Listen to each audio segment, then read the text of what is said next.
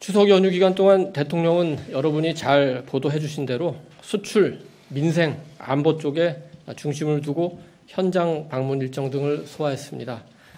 어느덧 올해 4분기가 시작됐습니다만 앞으로도 정부는 수출과 투자를 비롯한 경제 활성화, 민생 안전, 그리고 외교 안보 강화 쪽에 중점을 두고 국정을 운영할 예정입니다. 우선 수출 관련해서 오늘 아침 신문에 보도된 대로 반도체와 자동차, 석유화학 등 주력 산업에서 넉 달째 무역 흑자를 기록하면서 호조를 보이고 있습니다. 연말까지 계속 수출이 살아날 수 있도록 정부가 할 수 있는 지원은 다해 나갈 방침입니다.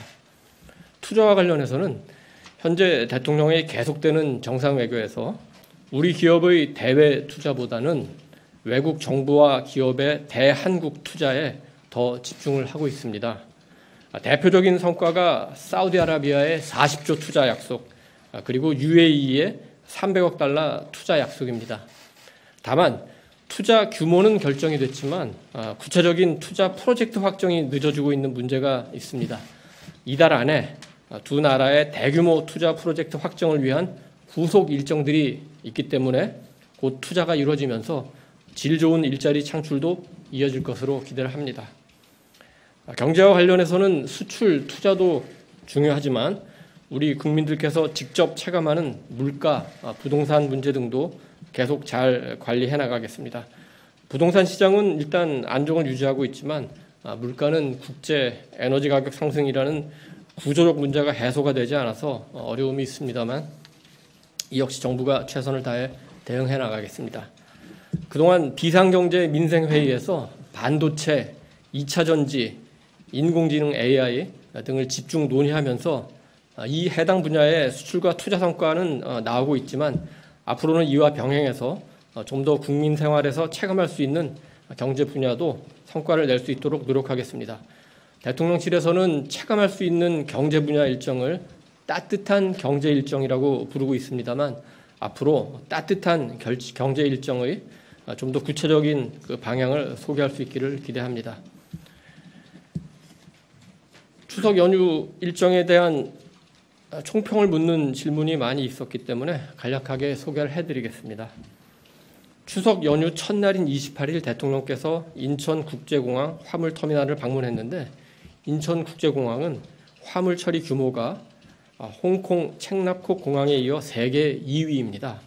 방문 당일에 도쿄로 가는 화물기에 대통령이 직접 올라가서 현황을 보고받았는데 그 화물기의 최대 적재량이 100톤이었습니다만 그날 실은 화물량은 80톤이었습니다. 다 채우지 못한 20톤만큼 우리 경제가 좀 더 노력할 부분이 있는 것 같습니다. 그렇게 노력하다 보면 인천공항도 물동량 세계 1위인 공항이 될 것이라는 기대를 가져도 될 것 같습니다.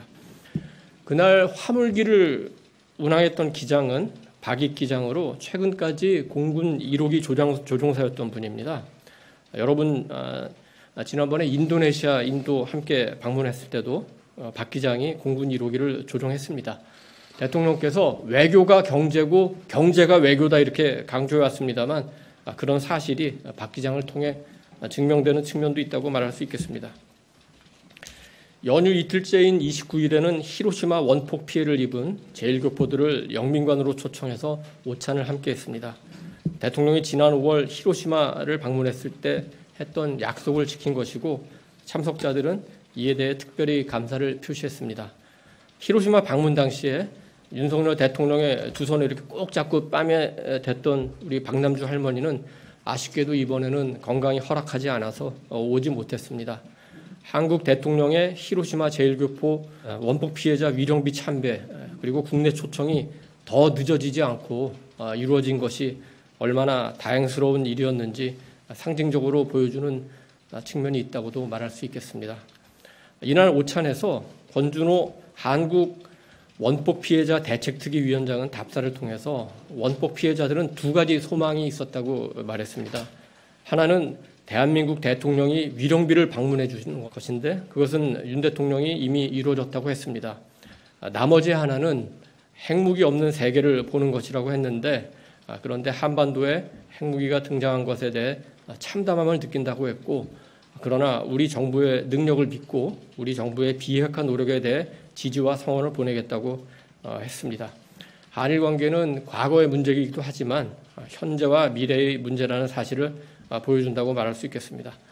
관련해서 그 추석 연휴 때 전후에서 많은 여론조사 결과가 발표됐습니다만 한미 동맹 강화를 위해 한일 관계 개선이 필요하다, 이런 응답을 한 우리 국민이 70%가 넘었습니다. 우리 정부가 추진하는 한일 관계 개선의 외교적 의미를 국민께서 잘 이해해 주시고 또 성원해 주시는 데 대해 특별히 감사의 마음을 표시하고 싶습니다. 대통령께서는 연휴 사흘째인 지난달 29일에는 중부경찰서 을지지구대와 중부소방서를 방문했습니다. 사건, 사고로부터의 안전, 화재와 재난으로부터의 안심 문제는 우리 민생의 가장 중요한 부분이기 때문에 대통령께서 특히 서울 시내 상주 인구 또 유동 인구가 많은 지역의 경찰서와 소방서를 방문한 것입니다. 대통령은 지구대에서 해당 경찰서장은 물론이고 지구대에서 일하는 퇴임을 앞둔 경찰, 그리고 이제 경찰 15를 한 경찰 등 각종 계급의 경찰 등들과 함께 자리에 앉아서 현장에서의 애로 상황을 청취하고 민생 안전을 강화할 수 있는 방안들을 논의했습니다. 대통령은 현장에서 힘든 치안을 담당하는 경찰관들의 사기를 올릴 필요가 있다고 판단해서 특진제도 활성화 방침 등을 밝히기도 했습니다. 소방서에서는 상황실의 모니터 하나하나를 점검하면서 소방차의 현재 위치, 교통 상황, 그리고 전력, 통신 지하구 상황, 유동인구 변화 등을 살폈고 소방관들이 착용하고 있는 장비들에 대해서도 구체적으로 질문을 했습니다. 대통령은 흉악범과 재난으로부터 국민을 보호하는 것이 가장 중요한 민생 가운데 하나라고 강조했고 현장의 경찰관과 소방관들도 충분히 그런 점을 인식하고 있는 것으로 보였습니다. 10월 1일 국군의 날 75주년에는 전방 25사단을 방문했습니다. 안보 최전선에서 만난 우리 국군 장병들은 한 목소리로 지난달 26일 성남의 서울공항과 광화문에서 개최된 대규모 국군의 날 열병, 분열 및 시가지 행진이 군의 사기를 올리는데 큰 역할을 했다고 입을 모았습니다.